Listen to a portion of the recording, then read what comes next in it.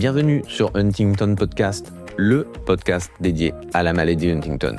Je suis Thomas, ma famille est touchée depuis plusieurs générations par la maladie de Huntington. J'ai été l'aidant pendant plus de 10 ans au quotidien de mon père.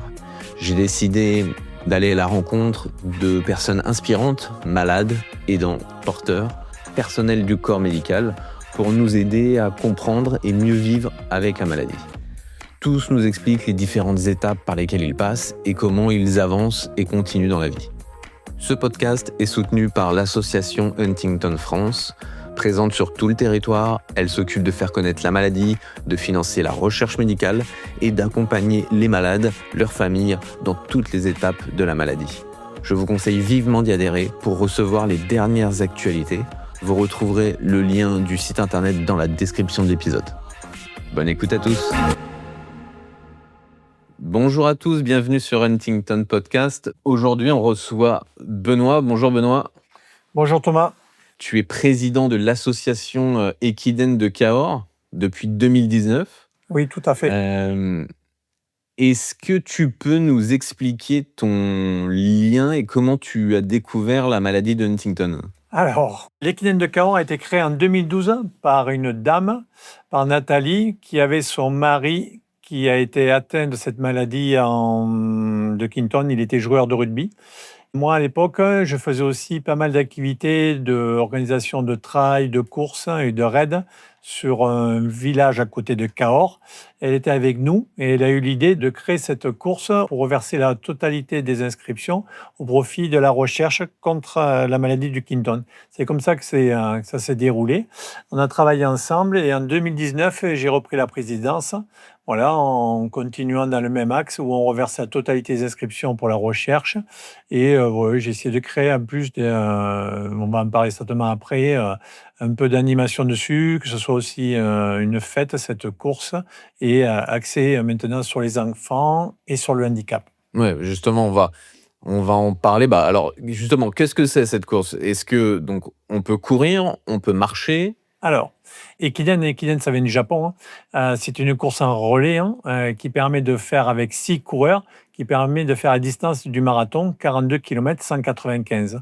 Alors, effectivement, on a rajouté nous aussi de la marche qui permet à des gens qui peut-être ne peuvent pas courir, et on a pas mal de gens en fauteuil, même des enfants en poussette, qui permet de faire aussi de la marche l'après-midi pour découvrir la ville de Cahors. Et la course a lieu le soir, où là, il y a beaucoup d'équipes qui viennent faire ces relais pour battre des records, entre guillemets, mais surtout battre des records pour la recherche. Très bien, donc voilà, il y a pour les enfants, pour les personnes handicapées, donc c'est vraiment ouvert au grand public. Ça représentait combien de participants la dernière course en 2025 ? Alors, sur la dernière course, on est à 300 équipes, on bloque, parce qu'après, Cahors est une petite ville, à 300 équipes de 6 adultes. Et les enfants, on est monté maintenant à 60 équipes de 6 enfants, mais du primaire. Donc, tout ce qui va être CE1, CE2, CM1 et CM2. Et en septembre prochain, le 26 septembre, on ouvre aux ados. Donc, tout ce qui va être après collège pour le 6e, 5e, 4e, 3e et même seconde. D'accord, donc il y aura plus de participants dans la prochaine course. Oui, l'objectif, c'était de refuser personne. Donc là, on donne l'envie, on montre et puis ceux qui nous montrent l'exemple, les enfants. Ensuite, on avait les ados qui ne pouvaient pas courir parce qu'ils n'avaient pas l'âge suffisant pour faire les distances de la Fédération française d'athlétisme sur la course adulte. Et donc, de ce fait, là, on crée une course pour eux. Et ensuite, sinon, après un adulte, bien sûr, à partir de junior, on peut faire toutes les distances sur la partie Equiden, adulte. Et ça représente combien de bénévoles pour organiser tout ça ? Là, on est à 350 bénévoles, un pool de 350 bénévoles et 250 à peu près le jour J. Parce que bien sûr, il y a des bénévoles qui ne sont pas là le jour J, il y a des gens qui arrêtent, des gens qui reviennent. Voilà, c'est un peu important, c'est la partie la plus délicate. J'ai 3 personnes qui travaillent dessus. Et surtout la partie circuit, pour sécuriser le circuit, pour être aux intersections, etc. Donc là, j'ai une personne qui a déjà commencé, qui fait beaucoup de téléphones pour placer ces gens-là. Mais c'est important d'avoir les bénévoles pour la sécurité et la bonne organisation de la course. Oui. 250. Et combien de temps ça te demande de préparation ? Ah ben là, j'y suis déjà, donc c'est pour septembre. On a déjà fait les réunions en décembre pour décider les grands axes. Depuis que j'ai repris, là, j'ai mis un parrain. Donc, on cherche toujours un parrain pour l'épreuve qui puisse être là. Donc, l'année dernière, c'était les super-héros qui étaient venus de Montpellier et qui ont fait un show devant l'arrivée. Et ils ont descendu tout le boulevard sur les voitures de gendarmes, etc., avec Spider-Man. Et on ajoute une action aussi pour les enfants hospitalisés de la pédiatrie de Cahors. Donc, ils sont allés, ils étaient sur la toiture, ils sont descendus avec des cordes, ils sont descendus dans les chambres des enfants, faire le goûter avec eux. Voilà, on a mis un axe là-dessus aussi où on essaie de faire un peu pour tout le monde. Et voilà, il y a des enfants malheureusement qui n'ont pas la chance de pouvoir venir courir, qui sont à l'hôpital et on est allé les voir et leur mettre au moins le sourire. Et ils étaient décorés aussi pendant tout le mois de septembre l'année dernière sur les super-héros avec les grandes affiches du cinéma. Et cette année, on a décidé le cirque. Donc, oui, en décembre, on a décidé le cirque. Donc là, il y aura des jonglages, cirque, etc. Juste avant l'épreuve pour les enfants et tous ceux qui veulent en profiter. Du coup, on y travaille pas mal, oui. Encore, oui, quand même mettre des mails aujourd'hui parce qu'il nous faut pas mal de partenaires pour couvrir l'épreuve, de manière que l'engagement des gens, cet argent-là, puisse être reversé à la recherche médicale. Et on reverse environ à peu près 20-25 000 euros chaque année. Ouais, j'allais y venir. Mais juste, pour, finir sur l'organisation, si par exemple il y avait des gens qui seraient intéressés de s'inspirer du modèle de l'Équidène de Cahors, c'est quoi un peu les chiffres à connaître? C'est-à-dire qu'il faut à peu près 10 mois de préparation? Oui, c'est pas un temps plein, hein. Mais il faut bien préparer à l'avance de manière à déjà avoir les autorisations de la ville où on va réaliser ce circuit-là. Comme il fait 42 km 195, c'est beaucoup de travail au niveau des rues, des arrêtés. Nous, on est en pleine ville et le soir. Donc, ça veut dire beaucoup d'arrêtés de la ville pour organiser cette rotation des coureurs en toute sécurité. Ensuite, il faut préparer bien à l'avance pour pouvoir trouver tous nos partenaires pour nous aider à financer cette épreuve. Ensuite, au niveau du chrono, maintenant, bon, nous, on est sur l'Occitanie, hein, donc nous, c'est Chronostar et il a une telle ampleur, ça nous fait la publicité, la gestion est vraiment impeccable. Donc là-dessus, ça devient intéressant de travailler dans de bonnes conditions, hein. Donc ça fonctionne très bien. Les gens, ils veulent venir et s'inscrire. On est complet, donc ça fonctionne bien. Et c'est toute la partie administrative, trouver aussi les bénévoles. Et ensuite, voilà, moi, j'ai réparti par commission, j'appelle ça des teams. J'ai plusieurs teams qui travaillent, comme ça ils donnent une dynamique, ils se font des repas, ils se font des t-shirts pour que ça soit sympa aussi le jour J. Mais voilà, c'est toute cette préparation de relations, j'allais dire, et d'autorisation qui est un peu complexe, hein, et qui ne peut pas se préparer 2 mois à l'avance. Donc ça, il faut le préparer bien, bien, bien avant. Et les bénévoles qui travaillent, autour de toi, on va dire ton équipe rapprochée, c'est combien de personnes à peu près? Alors là, j'en ai, je dirais une dizaine vraiment approchée avec, j'appelle ça donc les teams, j'ai créé ça. Donc chaque, team est responsable de plusieurs commissions et parce que sinon on est 17 responsables. Donc quand on fait des réunions, si chaque responsable, doit faire sa synthèse à 17, il nous faut 5-6 heures. Donc avec les teams, ça permet de regrouper, de faire les synthèses, d'écouter tout le monde, c'est la politesse, d'écouter les bonnes idées, de prendre les informations qui arrivent, les remarques, pour pouvoir faire les synthèses de manière à améliorer, entre guillemets, chaque année. Le but, c'est de se faire plaisir, de faire plaisir aux bénévoles et surtout aux coureurs qui découvrent un beau site. Et si tout fonctionne bien avec la course, le bar, on a une boutique en ligne, une boutique sur place et tous les événements qu'on réalise sur place. Cette année, on rajoute un petit concert. J'ai 3 DJ sur le circuit avec musique et éclairage. Voilà, voilà, c'est un tout. Et cette année, il va y avoir une surprise parce que, ouais, je pense qu'on peut le dire, mais c'est pas encore validé, mais c'est allé. On a un marché couvert qui est magnifique à Cahors. Et de ce fait, cette année, il sera ouvert avec les commerçants à l'intérieur. Ça va mettre un peu la panique, mais ça va être sympa. Et les coureurs, plus de 2000 coureurs, avec tout le monde, vont passer à l'intérieur en courant. S'ils veulent s'arrêter, boire un coup ou manger un petit truc, ils pourront le faire. C'est tout ça, cette action-là, pour la recherche médicale, reverser tout cet argent-là à la recherche médicale. Juste à côté, à Castano, hein, on a des gens sur la maladie du Quinton. Donc voilà, on fait du concret en même temps. Ouais. Et tu connais très bien Marc Issandou, le président de Quinton France, qui maintenant habite pas très loin à Montauban, qui est venu la dernière fois à une réunion. C'est bien parce qu'il nous a donné les avancées. Il a pu nous donner des explications sur grosse association qui est le Clinton France, hein, qui fait beaucoup de travail dans plein de domaines. Voilà, nous, on s'était mis sur la course et on continue là-dedans. Ouais, bah, donc justement, depuis 2012, si le chiffre est bon, l'Équidna de Cahors a reversé 170 000 € à l'association Huntington France? Très bien, très bonne information. C'est elle est bonne. Oui, oui, c'est ça, oui, oui. Donc voilà, en effet, c'est énorme et puis, c'est le genre de projet, en fait, vertueux qui fait que, bah, des gens donnent en s'amusant, en se divertissant, en faisant du sport pour une cause concrète.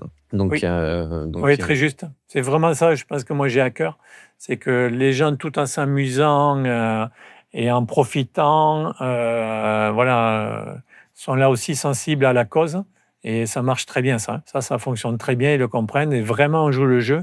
C'est que c'est vraiment pas cher, parce que l'inscription par coureur, c'est 10, 11 euros cette année. Ça sera 11 euros. C'est 11 euros, on les reverse.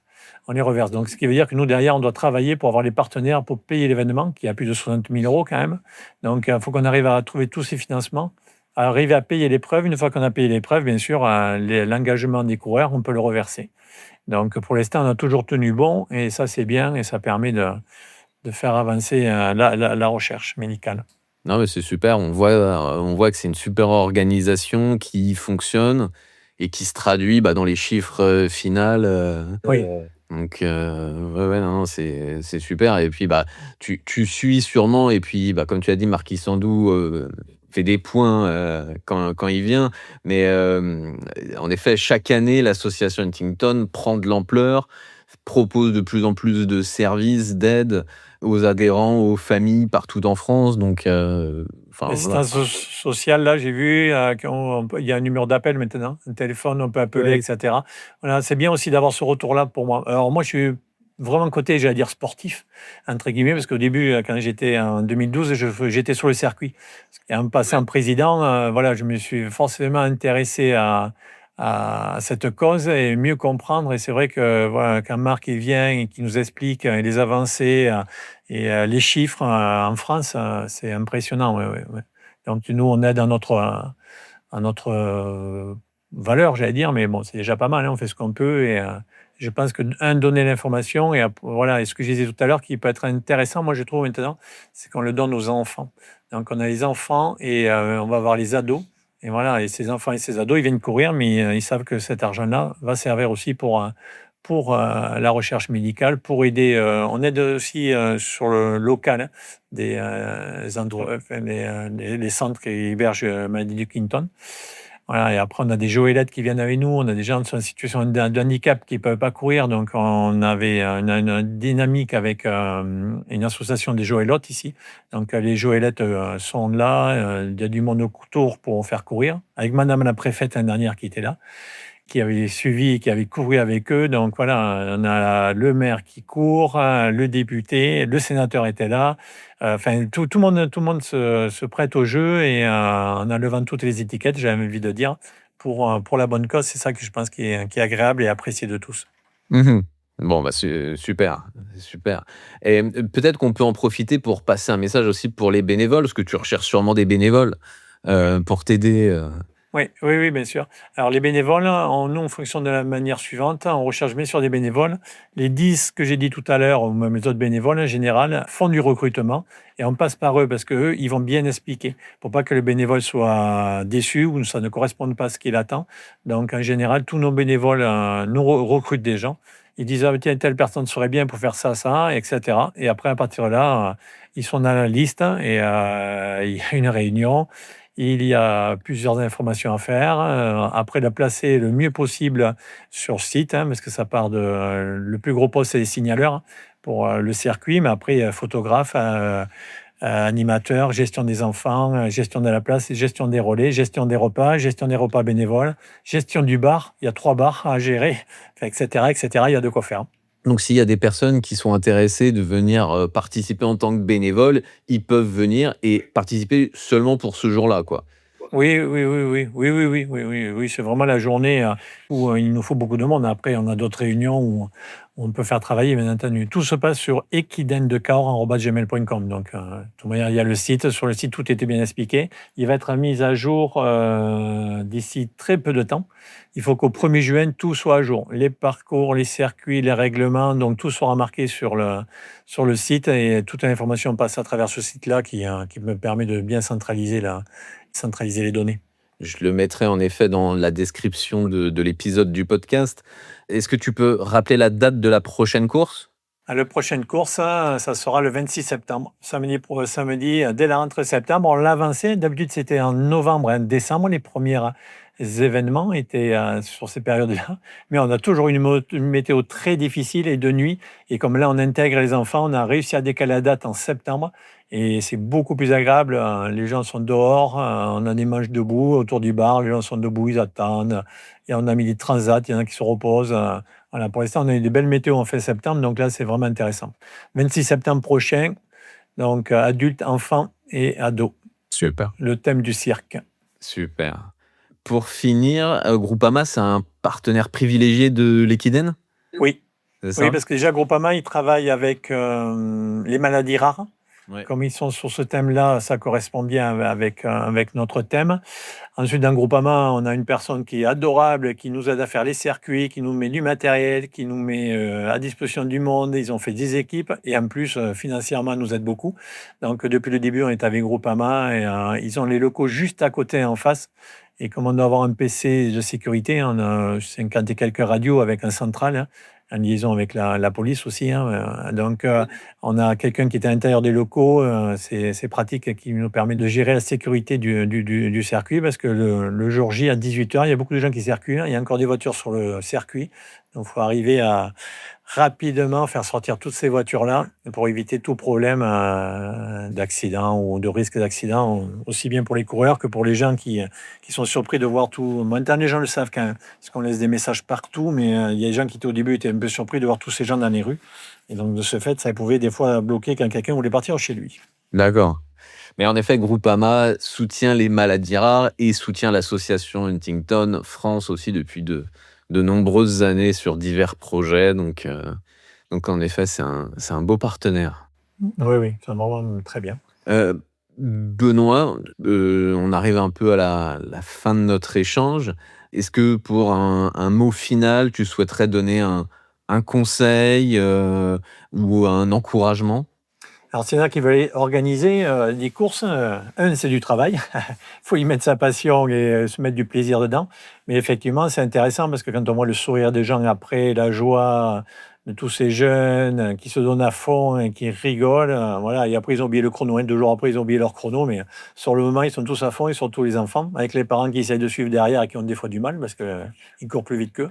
Voilà, je pense que c'est ce plaisir-là et le plaisir avec des bénévoles où il y a du travail, mais on rigole bien aussi de temps en temps, donc ça, c'est bien.